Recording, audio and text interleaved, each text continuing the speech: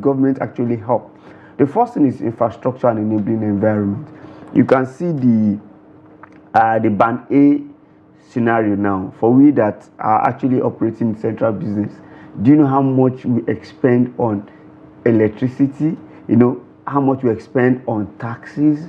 You know, and there is no available infrastructure for us to thrive. So for government to say, okay, I'm going to support, you know, though they listed about 6 areas of our support, but my own concern is not listing it out, is how it actually helps. Because if you look at importation, you know, you have to say you want to do tax waive in terms of importation, you know, you have to give people moratorium, but all that thing we are talking about, the major thing that a businessman needs to flourish is infrastructure. Now, when we say infrastructure, you know, people want to transport from one place to the other, want to want to avoid double taxation. So for me, I think government should be more concerned about making operationalization easy for people rather than say they are going to, how many interventions will you do? And remember, the major drivers of labor is still private sector. It's the private sector. Because if you look at federal government, state government, and local government, I'm not sure they still employ up to 20 million. And we're talking about what, about 140 people in that labor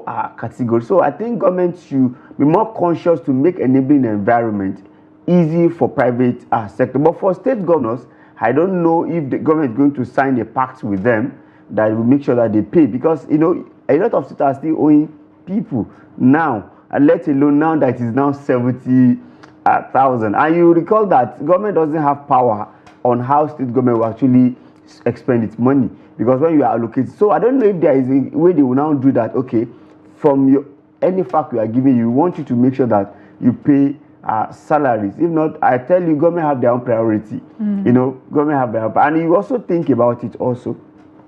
We have in a state, maybe a state of 15 million people, how many people are actually state government workers?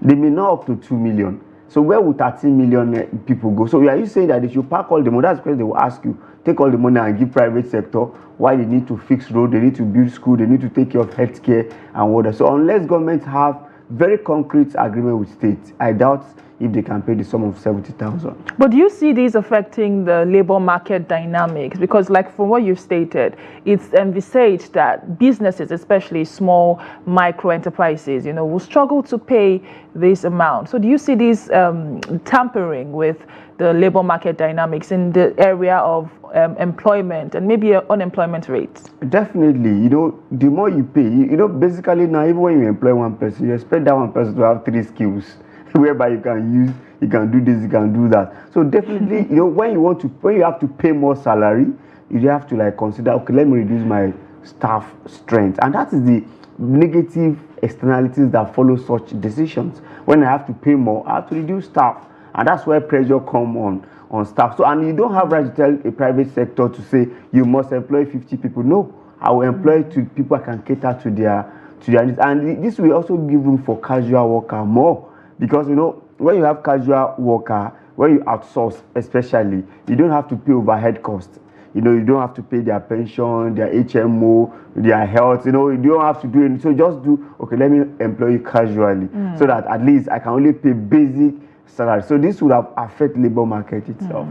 Okay, let us touch now on the review mechanism according to the president, stating that the labor law would be reviewed every 3 years. I believe this was just a way to, you know, douse the tensions, especially by the NLC, who we understand that this was not close to the amounts they had, you know, called.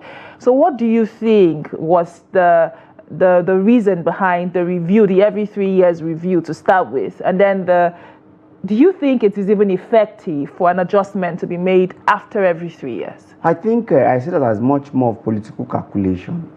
Because if you look 3 years to now, you know why I said so? You know, even 5 years that we have, it has elapsed since when?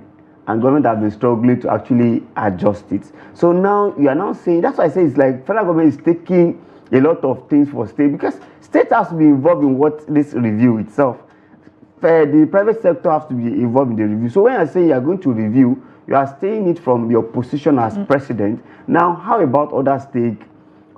I think it's just a way to really douse the tension and make sure labor really, you know, are happy. And telling them that after 3 years we will review, it's just, you even give them one condition that, okay, I'll review to 150 or above this amount, but I'll remove fuel subsidy. You know, there's fuel subsidy going on. If you look at the newspaper today, review today, it said 1,117 naira or so should have been the landing cost. But we are buying around 750. That if you want me to pay the amount, I will increase. Look at that conditionality. That's why you see that Nigeria is in serious dilemma that we must find a way to solve it.